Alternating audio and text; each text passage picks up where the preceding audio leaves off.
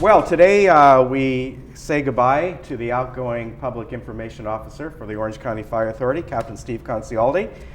I don't think it'll be a permanent goodbye, but we'll see you now and then. And we say hello to the new Public Information Officer, Captain Larry Kurtz. Nice to welcome you here. Good to be here. Honored to have on your broadcast. Yeah, it is fantastic.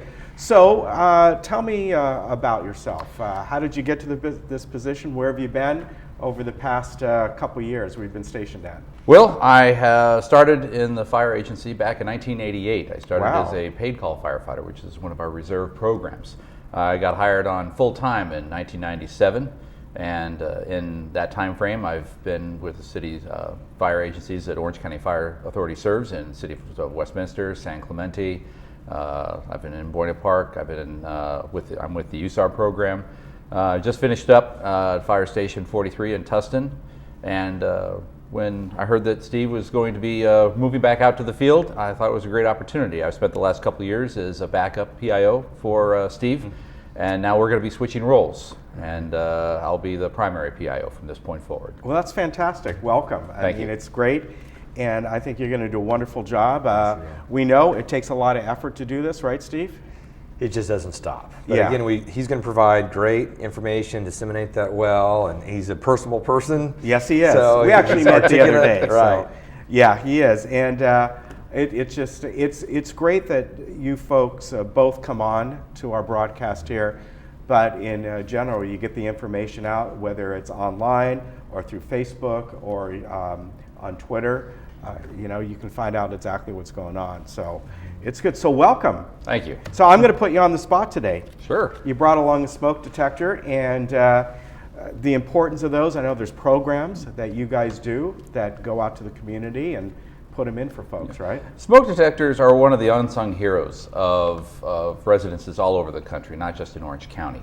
But a lot of people don't even realize they're there. They're put in their ceilings and they walk under them every day, but they never think to look up and see, what do those things do? And more importantly, do they work? Most smoke detectors, when they first were developed, were run on two different systems. There was 9-volt batteries and hardwired into the system, where it would be part of the normal electrical system. Occasionally, the batteries would wear down, but they wouldn't replace them.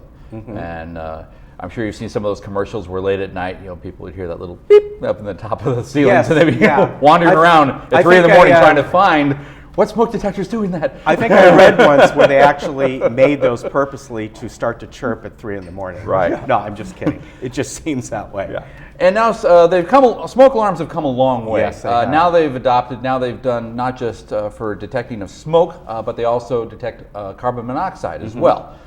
They also have new batteries in them that last 10 years. Yeah. There's a fantastic new advance in the system, so you don't have to worry about that.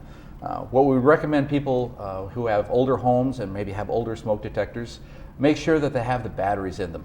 The way we look at this is when we have the time changes every 6 months, to have your batteries change when the time rolls back an hour and when we have time rolling forward 1 hour. That's a great time to change your batteries. Another thing is to walk through the house and don't be afraid to test it. Just push the top of it and make sure that it goes off. It will shut off. It won't call the fire authority, I promise. Yeah, and all of ours now are the 10-year lithium. Yeah. But that's what that is. And all the new ones, the new code is they have to have a battery inside that you don't have to replace. And it's wonderful. In is. fact, my old ones, I was going up to replace the battery. No, I'm not worrying about it. I'm going to pull the old ones down and go spend $20 to buy the new ones. And for me, it's well worth it than trying to remember those batteries all the time. And for your residents, we'll come out and replace a smoke alarm. If they can't get up there and change it or change the battery, just call the fire authority.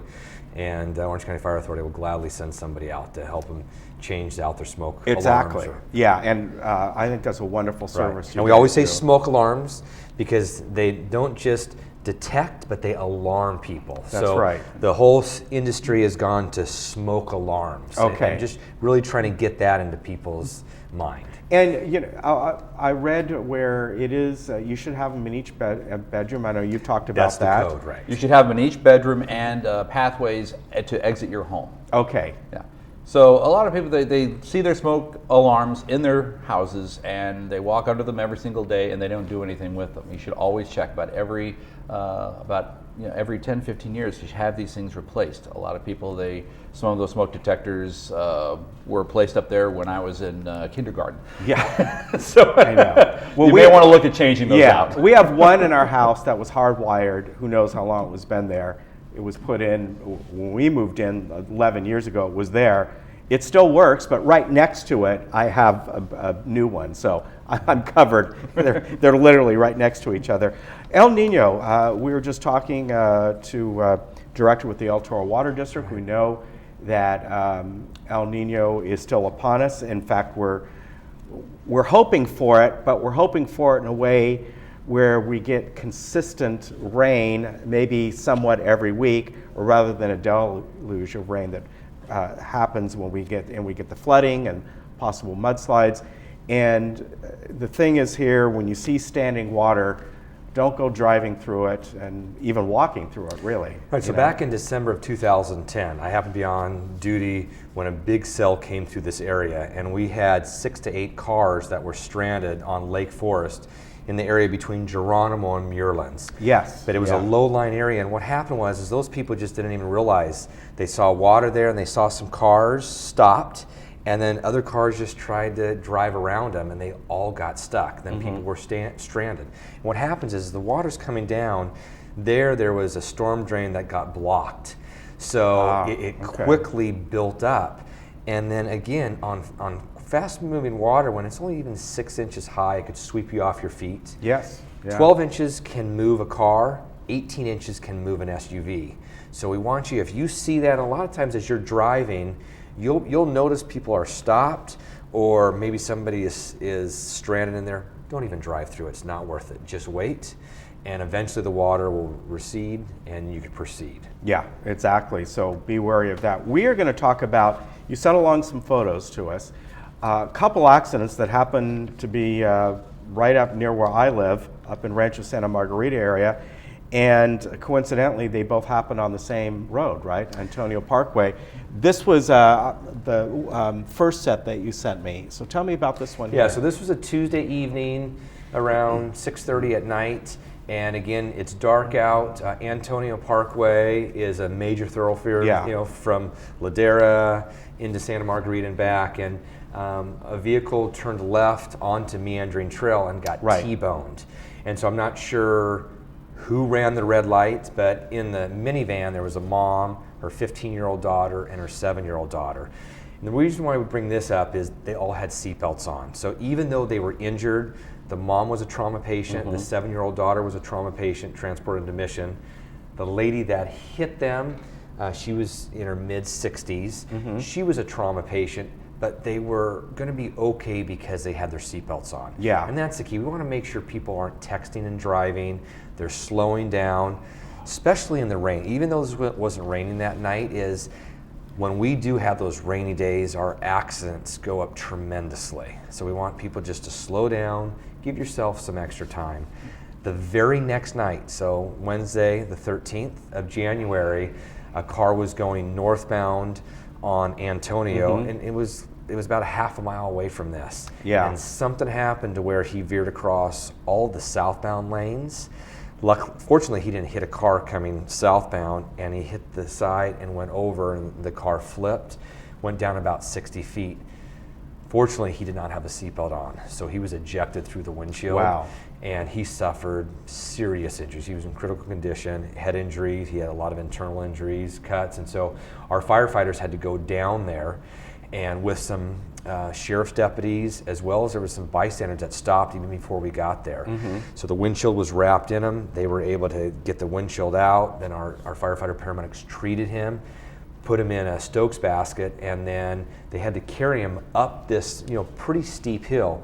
Some of the deputies up top, they helped with, we had a pulley system and ropes and rigging. Wow. And we literally, as these 4 or 5 firefighters were walking him up the hill, it's connected to a rope and a pulley system, and so the sheriff's deputies and other firefighters up top were pulling him up. So it was a nice, steady walk up the hill. It protects everybody. Well, that area up there, I know you live near there, so do I, and you live up there too, right? I live about 5 miles away from Steve. Antonio Parkway, they could use, what happens is it's almost like an expressway. Right. That's the best way I can describe it. And I think even the speed limit is 55. Right. on So we're there. just asking people, Yeah. slow down, don't text and drive, wear your seatbelt. The night before, they had their seatbelts on and they're Look okay. at the difference. Right, it's a big difference. All right. As we were talking earlier with, to build on Steve's comments Yeah. about the seatbelt, as we were talking earlier, the cars today, modern cars have been built with crumple zones. They've been built to be very survivable in crashes, so long as you're seatbelted and inside the car. Yeah. If you don't have your seatbelt on, well, anything can happen. So that's another reason you want to keep that seatbelt on. So the car is designed to survive rolls. It's designed to absorb lots of hits. And we've seen a lot of accidents where the cars look very mangled, but the injuries inside are very, very low. Yeah, that's the key. Hey, good to meet you. Good to meet you too, We'll sir. be seeing you Yeah. again in a few weeks. Steve, thanks you for for all everything. your service. It's great to see you. And I guess we'll probably see you again. Yes. All right. Good luck to you. And Larry, Thank you. welcome aboard. Glad to be here, sir. All right. We're going to take a quick break, and then we'll be right back.